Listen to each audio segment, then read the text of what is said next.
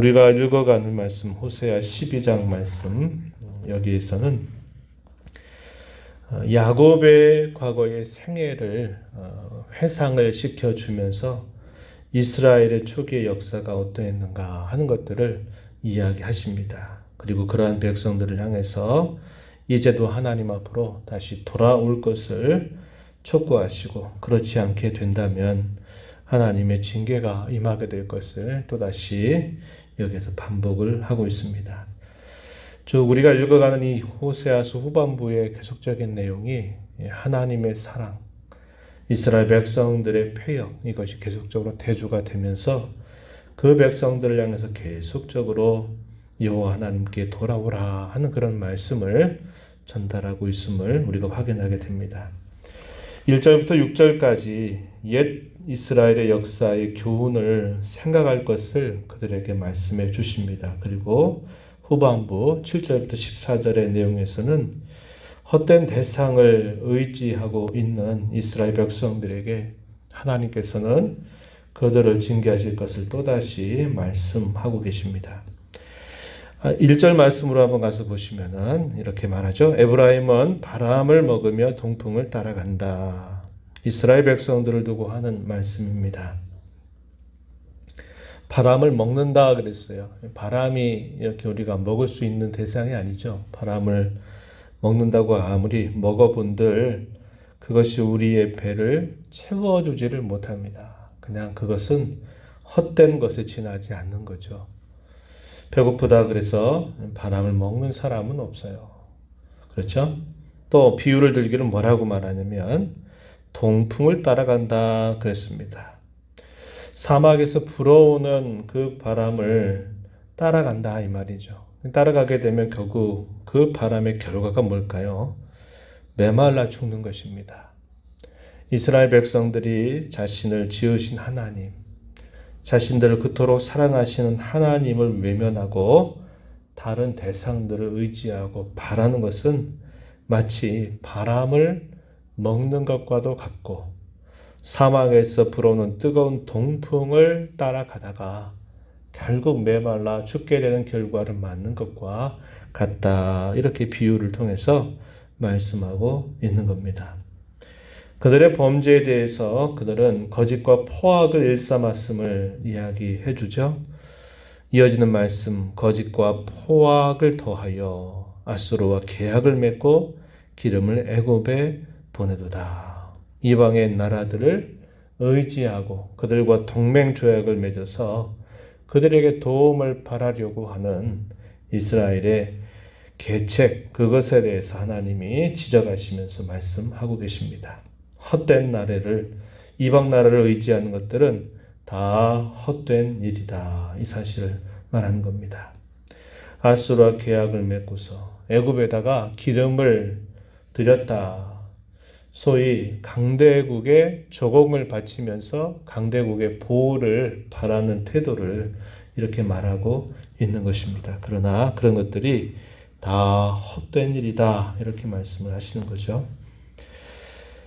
그들의 죄악에 대하여 하나님은 그들과 함께 논쟁하시겠다. 이렇게 말씀을 하십니다. 2절에 여호와께서 유다와 논쟁하시고 야곱을 그 행실대로 벌하시고 그의 행위대로 그에게 보응하실 것이다. 이렇게 또다시 경고의 메시지를 전달해 줍니다. 그러면서 과거 야곱, 이스라엘의 역사를 대표하는 그들의 조상 야곱의 모습에 대해서 이야기하는데 미천했던 야곱, 그 야곱을 하나님은 그를 빚어 주신 은혜를 베풀었음을 그들에게 기억나게 해주십니다. 3절 말씀에 보면요.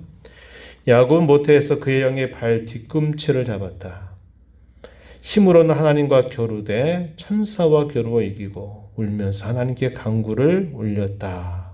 그때 하나님께서 베델에서 그를 만나 주셨고 거기에서 말씀하셨다. 이렇게 표현을 했습니다. 야곱 한 사람의 개인적인 삶을 두고 이스라엘의 것을 빗대어서 설명을 하고 계신 것이죠. 그가 대단히 어려운 상황이었습니다. 앞으로도 갈 수 없고 뒤로도 물러설 수 없는 그런 절대절명의 위기 가운데 놓인 야곱은 약복강 나루에서 죽으면 죽으리라 하는 그런 마음을 갖고서 하나님과 겨루는 그런 모습이 있었어요. 그런 가운데서 하나님께서 그를 긍휼히 여기셔서 은혜를 베풀어 주시죠. 그의 환도뼈를 치시지만 내 이름을 야곱에서 이스라엘로 바꿔라. 야곱은 약탈자, 도망자 이런 뜻을 가지고 있는 이름인데 그의 이름을 이스라엘이라. 하나님과 겨루어 이겼다라는 이름으로 바꾸어 주시면서 그에게 은혜를 베풀어 주셔요. 그리고 모든 상황들을 하나님께서 완전하게 역전시켜 주시는 은혜를 베풀어 주시죠. 자신을 죽이려고 나왔던 에서의 마음이 바뀌어서 그를 동생처럼 측은히 여기는 마음으로 감격스럽게 만나게 되는 사건으로 변화가 됩니다. 그러면서 야곱은 새로운 삶을 시작하는 계기를 마련하게 되죠. 그것이 하나님의 은혜였다는 것을 이야기하면서 이스라엘 초기도 마찬가지이다라는 것을 그들에게 기억하게 하시는 겁니다.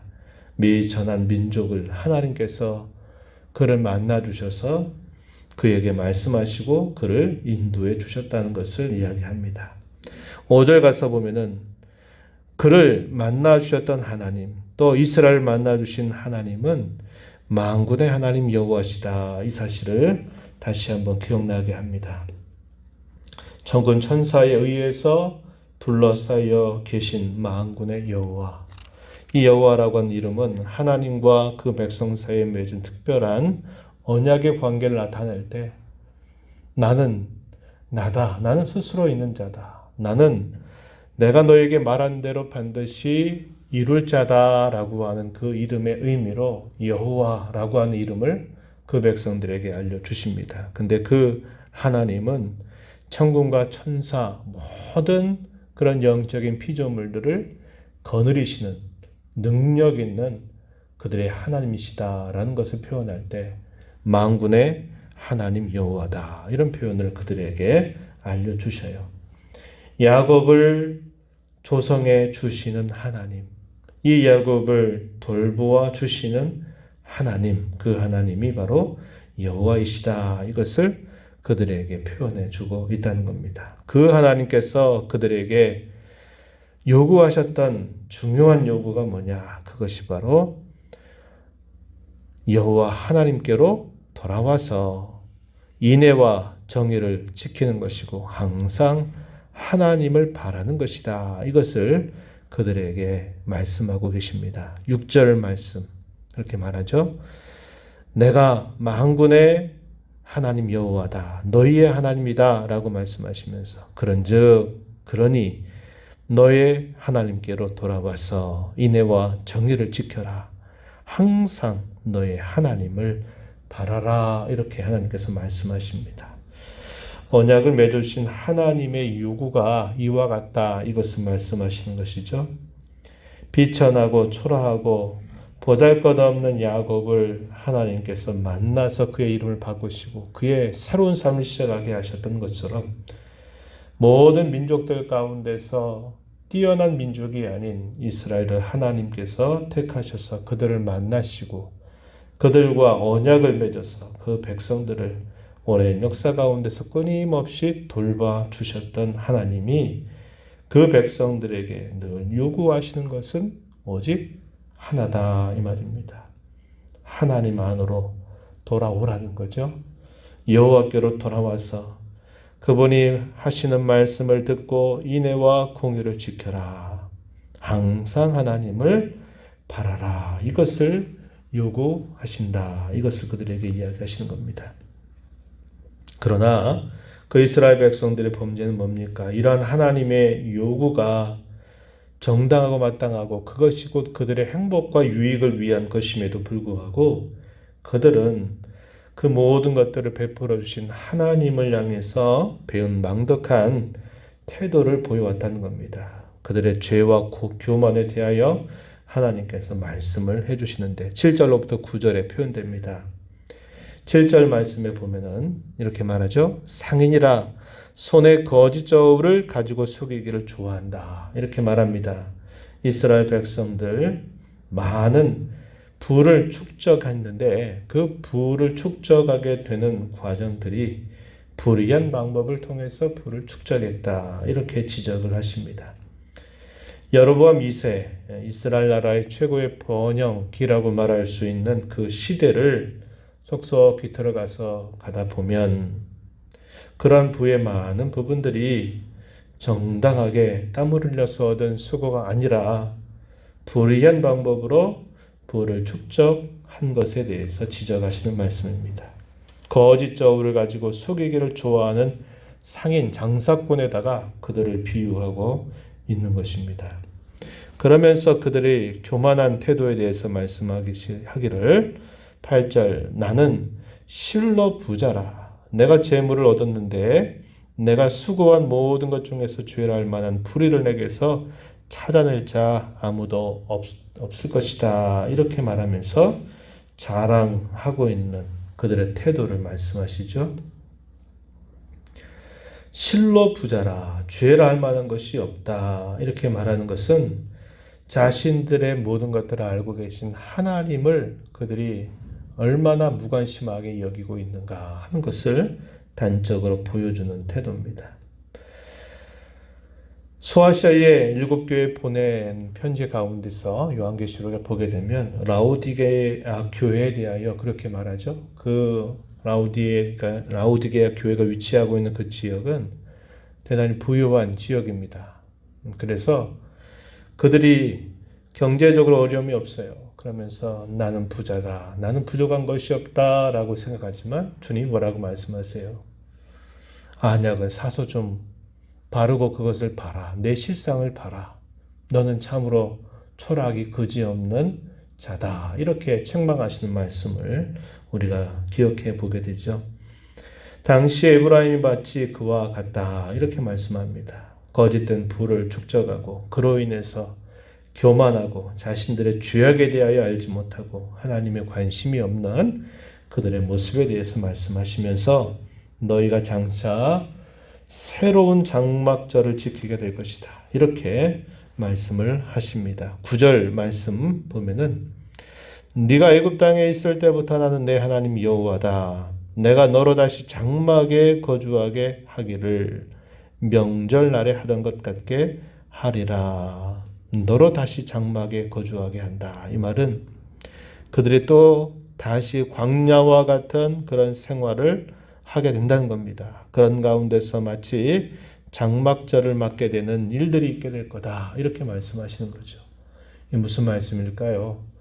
바벨론의 포로로 그들이 끌려가게 되고 거기에서부터 마치 이스라엘 백성들이 나오면서 광야 가운데 새로운 장막절을 지키게 되는 것처럼 그들이 그러한 처지에 놓이게 될 것에 대하여 엄숙하게 경고를 하고 계시는 것입니다.